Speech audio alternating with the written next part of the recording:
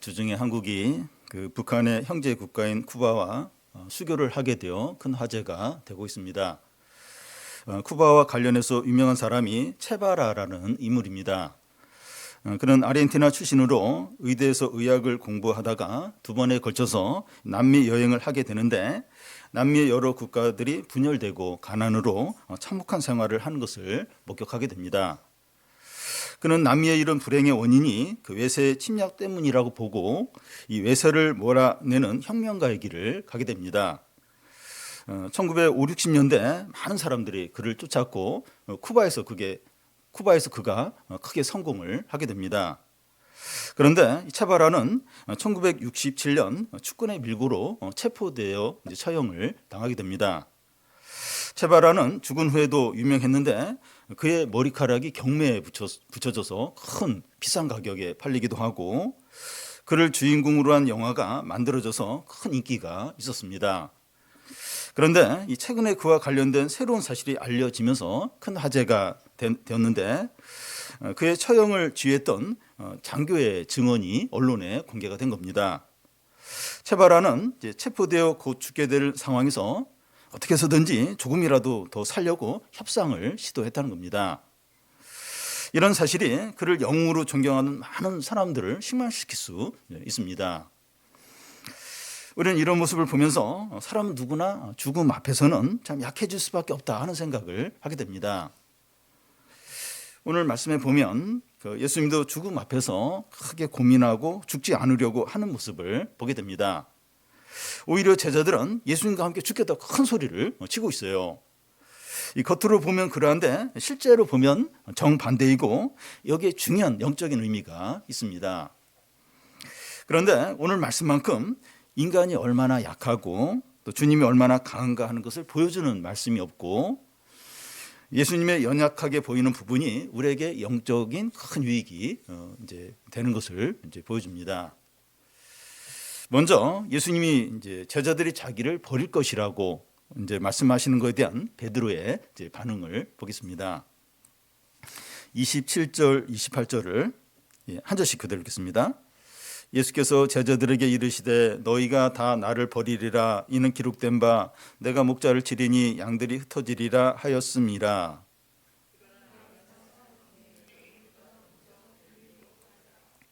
앞에서 예수님은 12제자 중에 하나가 나를 팔 것이라고 말씀하셨는데 이제는 제자들이 자기를 다 버릴 것이라고 말씀합니다. 예수님은 이 말씀을 기록된 바 하시면서 구약 성경을 인용해서 하십니다. 스가랴서 13장 7절을 인용을 하셨는데 만군의 여호와가 말하노라 칼아 깨어서 내 목자 내 짝된 자를 치라 목자를 치면 양들이 흩어지리라 하는데 예수님은 여기서 간단하게 내가 목자를 치리니 양들이 흩어지리라 이렇게만 이렇게 말씀합니다. 양은 목자에게 의존적이고 목자에게 모든 것이 달려 있습니다. 그래서 이 목자가 쓰러지면 양들은 흩어지게 됩니다. 그런데 스가랴서에 보면 이 성부 하나님이 자기의 짝된 자를 치라고 해요. 성부 하나님과 짝된 자는 성자 하나님인 예수님이죠. 그런데 이 예수님을 누가 치는가 하면 성부 하나님이 예수님을 친다고 합니다. 여기서 예수님을 친다고 하는 것은 십자가에 달려 죽으시는 것을 말하는데요.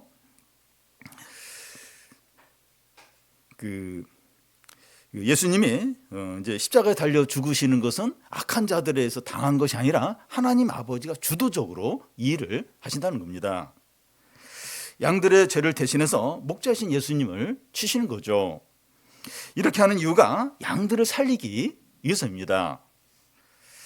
그리고 이 치심 당해서 죽었던 예수님이 다시 부활하셔서 제자들보다 먼저 갈릴리로 가시겠다는 겁니다. 여기서 생각해 봐야 할 것은 예수님이 이 말씀을 하신 의도가 뭐냐 하는 겁니다. 겉으로 보면 서운하다거나 그런 일이 절대로 일어나면 안 된다고 하시는 말씀처럼 보입니다. 잠시 후에 내가 체포될 텐데 너희들이 다 도망칠 거다. 너희들이 그럴 수 있느냐? 하는 말씀처럼 보이는데 그런 말씀이 아닙니다. 예수께서 제자들을 정죄하거나 비난하는 말씀이 아닙니다. 내가 목자를 치니까 양들이 흩어진다는 거예요. 너희들이 나를 버리는 건 어쩔 수 없다는 겁니다. 예수께서 이 말씀을 하시는 이유는 제자들의 연약함을 아시고 이런 일이 일어났을 때 주님의 말씀을 기억하고 다시 회복되도록 하기 위해서입니다. 그리고 제자들이 주님의 말씀을 듣고 자신의 연약함을 깨달아 기도하도록 하기 위해서 이 말씀을 이제 하시는 거죠. 그런데 이 제자들 중에 하나인 베드로가 이 주님의 말씀에 어떻게 반응을 합니까?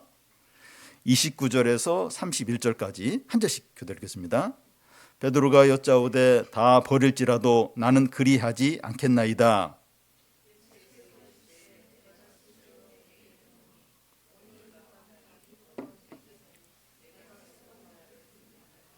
베드로가 힘있게 말하되 내가 주와 함께 죽을지언정 주를 부인하지 않겠나이다 하고 모든 제자도 이와 같이 말하니라.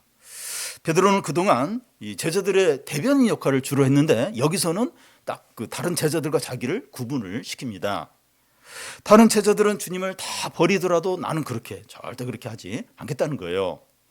그러자 예수님은 오늘 밤 닭이 2번 울기 전에 네가 3번 나를 부인할 것이라고 하십니다.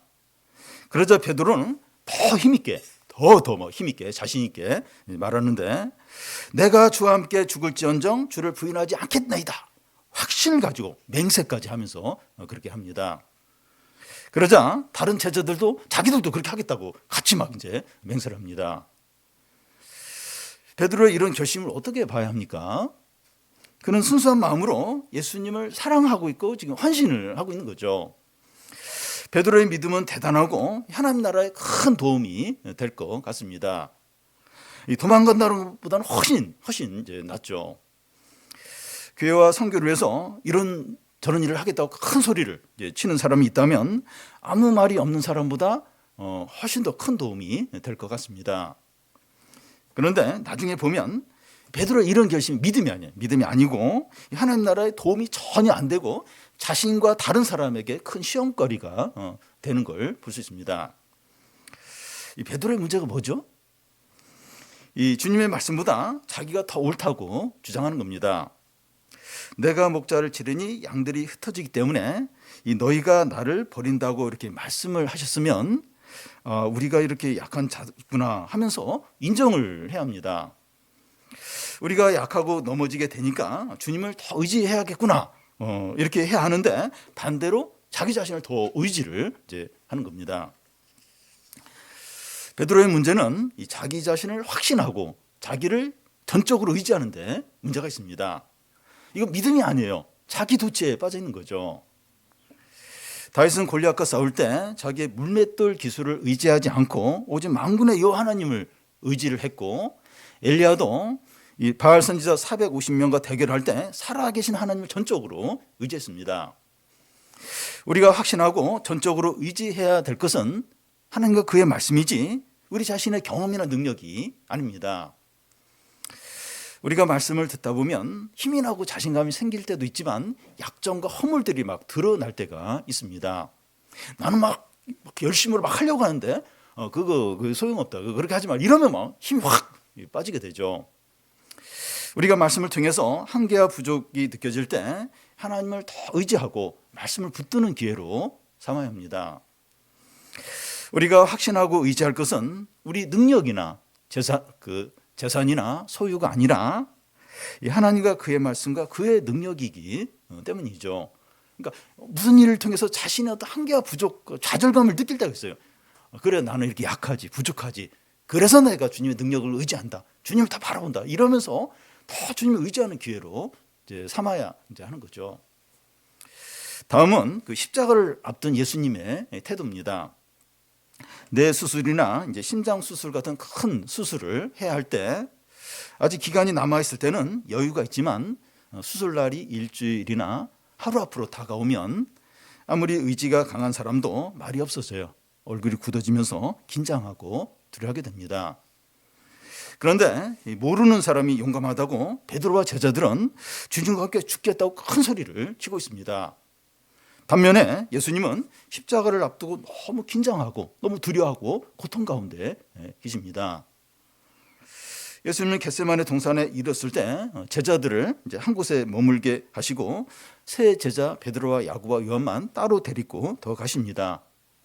이 세 제자는 다른 한 곳에 머물게 하시면서 깨어서 기도하라고 하시고 예수님 좀 더 떨어진 곳에서 따로 기도를 하십니다. 예수님은 이 기도를 마치면 체포되세요. 그리고 몇 시간 후에 십자가에 달려 죽으시게 됩니다. 겟세마네에서 기도하실 때 예수님의 상태가 어떠합니까? 33절 중간에 보면 심히 놀라시며 슬퍼하사, 또 34절에 보면 내 마음이 심히 고민하여 죽게 되었다고 하십니다. 예수님은 너무나 힘들어하세요. 괴로워하시고 고통스러워하시고 슬퍼하시고 두려워하십니다. 사람들 중에서 죽음을 앞두고 두려워하지 않는 사람이 있습니까? 평상시에는 죽음을 두려워하지 않는 사람 같아요. 그런데 막상 생명의 위협을 느끼면 두려워합니다. 그런데 모든 사람들이 죽음을 두려워하며 떤다 해도 예수님이 죽음을 두려워한다는 거 이해가 되지 않습니다. 그 이유가 예수님은 자신이 죽을 것에 대해서 여러 번 스스로 예수님 자신이 말씀을 하셨습니다. 베드로가 예수께서 죽는다는 말씀을 듣고 그런 일이 일어나면 안 된다고 하자 사단아 물러가라, 너가 하나님의 일을 생각하지 않고 사람 일을 생각한다고 책망을 했습니다. 그리고 예수님은 자신의 죽음에 대해서 말씀하실 때면 항상 3일 후에 살아나리라 이 말씀하셨어요. 예수님은 죽음 후에 자신이 부활할 것을 알고 계셨습니다. 이런 것들만 봐도 예수님이 이 죽음을 두려워할 이유가 없다는 것을 알 수가 있습니다. 세상 사람들 가운데서도 이 죽음을 두려워하지 않는 사람들이 있는데 한 예를 들면 이 소크라테스입니다. 그는 이제 불법을 행한 것이 없는데 사형 언도를 받게 되자 그의 제자들이 피할 수 있는 그 길을 만들고 피하라고 그렇게 했지만 악법도 법이다 하는 유명한 말을 남기고 독배를 마시고 죽게 됩니다. 이런 인물들이 꽤 있어요. 이런 인물들 많이 있습니다. 그리고 수많은 순교자들이 믿음 때문에 화형을 당하고 칼에 베어 죽임을 당하게 될 때 찬송하고 기뻐하며 죽었습니다.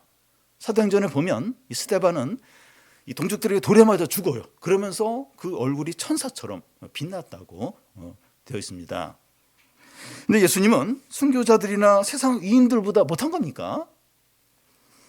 예수님이 십자가를 앞두고 이렇게 괴로워하고 힘들어하는 이유가 의문이 남습니다. 그런데 예수님이 기도하신 내용을 보면 더 이해가 안 될 수 있어요. 35절, 36절을 한 절씩 교대하겠습니다. 조금 나아가사 땅에 엎드려 될 수 있는 대로 이때가 자기에게서 지나가기를 구하여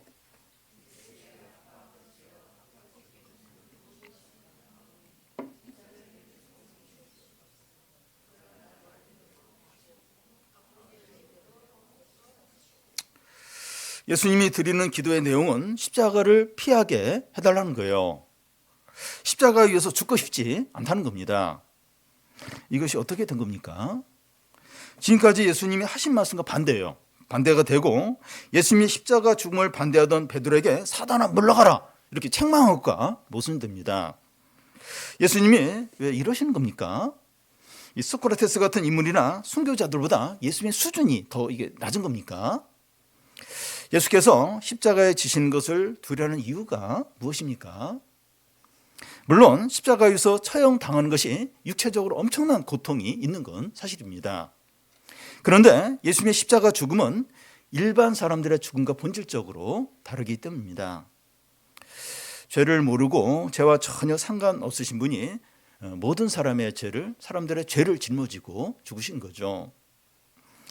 구약에서 죄 용서를 받기 위해서 속죄 제물이 드려졌는데 예수님이 사람들의 죄를 대신해서 속죄 제물로 드려지는 겁니다. 예수께서 죄에 대한 율법의 형벌을 다 받으시는 겁니다. 사람들의 죄에 대한 하나님의 무서운 진노와 저주를 예수께서 다 받으시는 겁니다. 마치 이와 같은데요. 한 아버지와 한 아들이 있는데 이 아버지와 아들은 서로 너무나 사랑하고 신뢰하고 친밀하고 모든 것을 같이 합니다. 이 아들은 아버지의 말을 거역한 적이 없어요. 실망시킨 적도 없고 항상 아버지를 기쁘게 하는 아들입니다. 아버지도 아들에게 화를 낸 적도 없고 말로 상처를 준 적도 없고 아들의 모든 것을 사랑하고 기뻐합니다. 근데 어느 날 이 아버지가 아들에게 엄청나게 화를 내고 온갖 저주를 쏟아놓고 채찍질하며 피를 흘리게 하면서 죽게 하는 겁니다. 아들이 아버지에게 잘못한 게 없어요. 죄진 것이 없는데 이 아버지는 아들을 아주 악한 자를 처벌하는 것처럼 대하는 겁니다. 지금 예수님이 이 하나님 아버지에게 당해야 되는 게 이런 겁니다. 하나님 아버지와 아들 예수는 너무 서로 사랑하고 친밀하고 완전히 하나인데 악한 자를 처벌하듯이 아들을 저주하고 진노하고 가장 참혹한 형벌을 내리는 겁니다. 예수님은 그 사람들의 죄가 용서받고 구원받으려면 자신이 속죄 제물로 드려져야 하는 것을 잘 알지만 실제로 하나님의 진노와 저주와 버림을 받게 되는 것은 너무나 힘들고 고통스러운 일입니다. 한 번도 비난받는 말을 들어보지 않았고 부정적인 말을 들어보지 않았고 책망받아 본 적도 없고 미움받아 본 적도 없는데 엄청난 진노와 저주와 버림을 받으려고 하니까 너무 두렵고 어떻게 해서든지 피하고 싶은 겁니다. 왜냐하면 이 아들과 아버지는 너무나 사랑하고 신뢰하고 의지하기 때문이죠. 여러분, 예수님의 십자가를 지시는 것은 각본에 따라서 기계적으로 이루어지는 일이 절대 아닙니다. 하나님 아버지 아들이 그 입장에서 보면 너무나 큰 희생과 고통과 아픔을 겪으면서 일을 이제 이루시는 거죠. 예수님은 이런 엄청난 고통과 슬픔과 이제 괴로움을 이제 기도로 이제 감당을 합니다. 누가복음에 보면 그 예수님이 기도하시는 장면이 나오는데 힘쓰고 애써 더욱 간절히 기도하니 땀이 땅에 떨어지는 핏방울과 같이 되더라. 예수님 이런 기도를 3번에 걸쳐서 하십니다. 여러분, 우리의 재용서와 구원은 너무나 값진 희생과 대가를 치르면서 얻게 된 겁니다. 하나님 아버지와 아들이 모든 걸 다 쏟았어요. 가장 귀한 것을 주신 겁니다. 우리는 이 구원이 얼마나 귀하고 값진 건지 분명히 알아야 합니다. 그래서 우리는 하나님이 주신 은혜와 구원을 모든 것으로 여기고 가장 우선순위에 둬야 됩니다. 어려움들이 있거나 유혹이 와도 쉽게 신앙을 타협해서는 안 됩니다. 돈을 손해보거나 불이익을 당하거나 사람들과의 관계가 멀어지더라도 믿음을 지켜야 합니다. 하나님 아버지와 아들은 모든 것을 다 쏟으셔서 구원을 하셨는데 우리는 아무것도 손해보지 않으려고 하면 안 됩니다. 우리가 모든 재산을 잃어버리고 건강을 잃어버리고 누리는 다 잃어버린다 할지라도 우리가 구원을 받았고 영생을 얻었고 하나님의 자녀가 이렇게 되었다면 이 모든 것이죠. 부족함이 없고 두려울 것이 없습니다. 현재 우리 상황이 아무리 어렵고 가진 것이 없더라도 우리를 구원해 주시고 영생을 주시고 하나님의 자녀가 되게 하신 것을 감사하고 기뻐하고 찬양하시기 바랍니다. 예수님은 우리 구원을 위해서 땀방울이 핏방울이 되도록 기도하셨는데 구원의 수혜자인 우리는 더더욱 간절히 기도해야 합니다. 어떻게 기도해야 되는지 예수님 모범을 보여주셨습니다. 예수님은 하나님의 뜻이 무엇인지 다 아시면서 이때가 자기에게 지나가기를 구하고 이 잔을 내게서 옮기시옵소서 이렇게 합니다. 어떻게 하나님의 뜻과 반대되는 것을 구할 수 있느냐 하는 거죠. 하나님의 뜻과 맞지 않는 것은 생각도 하면 안 되고 그것을 기도해서는 더더욱 안 될 것 같은데 예수님은 그렇게 하고 계십니다. 우리는 평상시에 하나님의 뜻이 아닌 것을 생각할 때가 많고 또 기도할 때 하나님의 뜻과 맞지 않지만 우리가 원하는 것을 기도할 때가 많이 있습니다. 예수님도 그러셨으니까요. 그런데 그 예수님은 자신이 원하시는 것을 기도했지만 결국 어떻게 기도하십니까? 나의 원대로 마옵시고 아버지의 원대로 하옵소서 하는 겁니다. 예수님은 사람의 죄를 대신해서 십자가에서 하나님의 진노를 받고 싶지 않다는 거예요. 그래서 십자가를 피하고 싶다는 겁니다. 이것이 예수님이 원하시는 겁니다. 예수님이 원하시는 게 이겁니다. 그런데 예수님의 뜻대로 마시고 아버지 뜻대로 이루어지게 해달라고 그렇게 이제 하는 겁니다. 예수님은 하나님의 아버지의 뜻에 복종하게 해달라고 이제 기도하고 있습니다. 여러분, 기도라고 하는 것은 하나님의 뜻이 바뀌어서 내 뜻이 이루어지도록 하는 것이 아니라 나의 뜻이 바뀌어서 하나님의 뜻이 이루어지도록 하는 겁니다.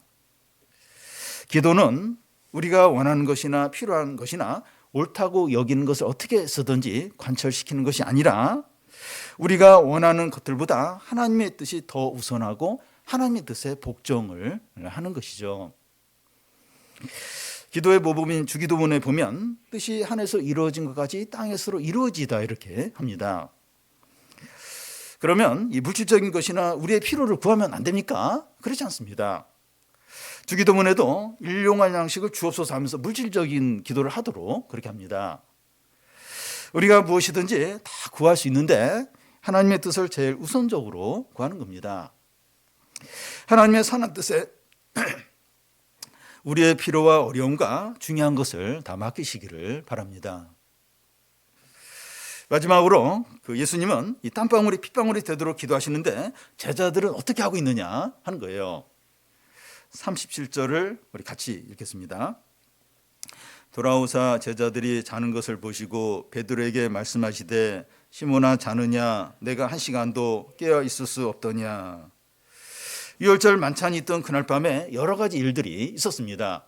요한복음에 보면 예수님이 제자들의 발을 씻겨요.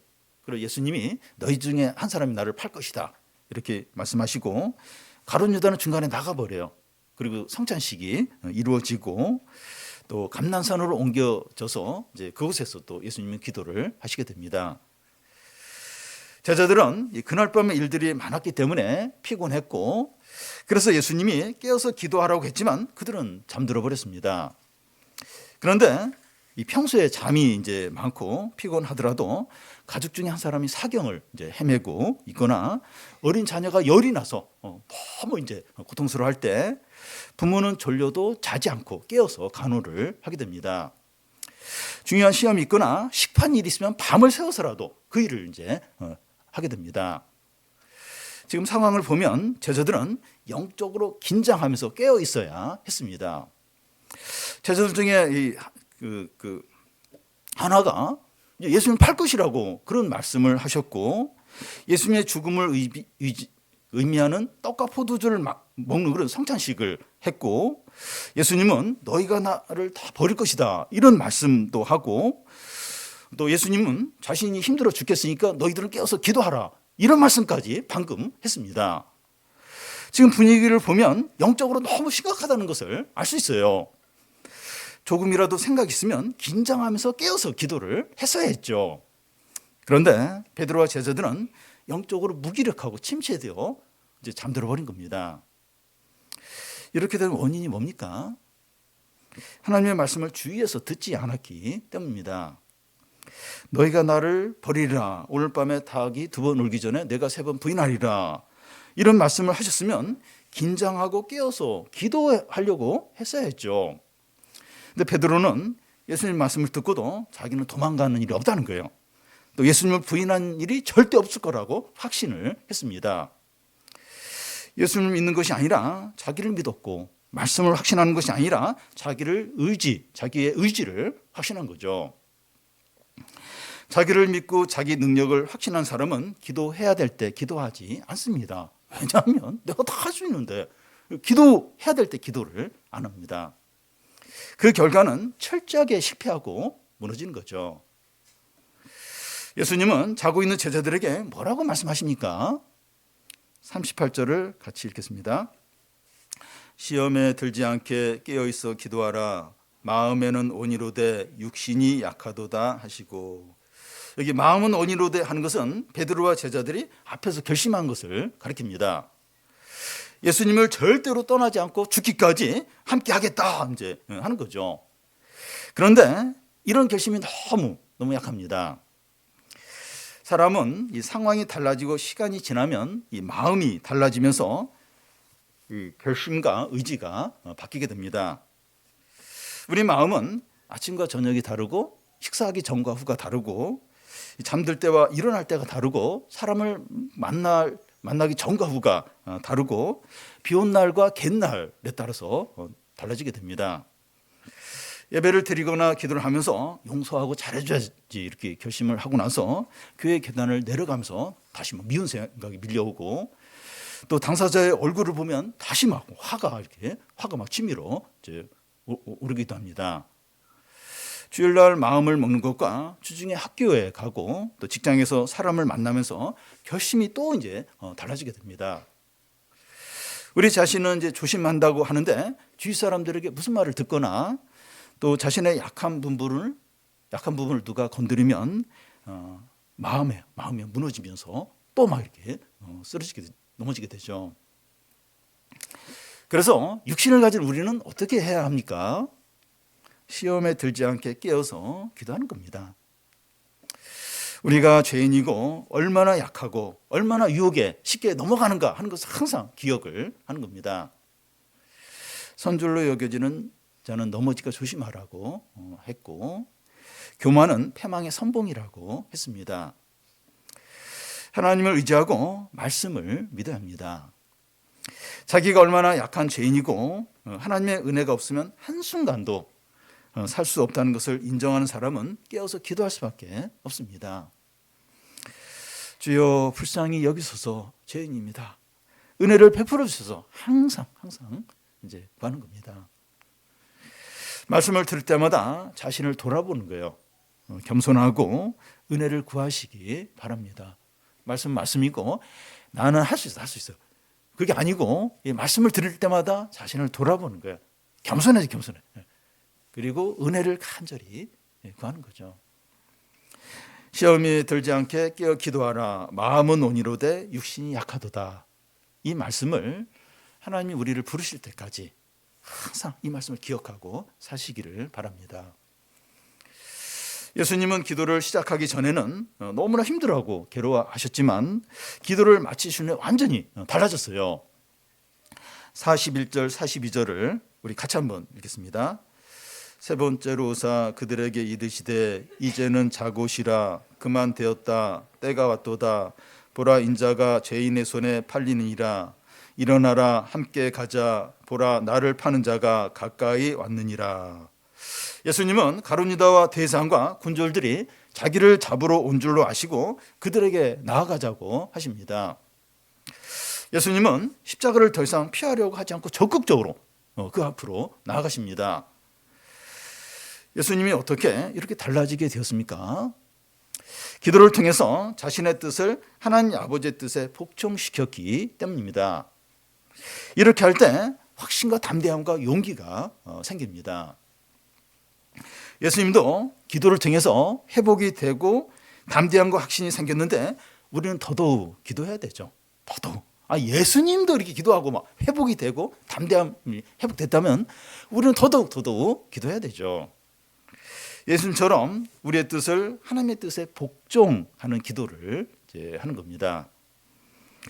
하나님 나라와 그의 뜻을 먼저 구할 때 이 모든 것을 더하여 주신다고 약속하셨습니다.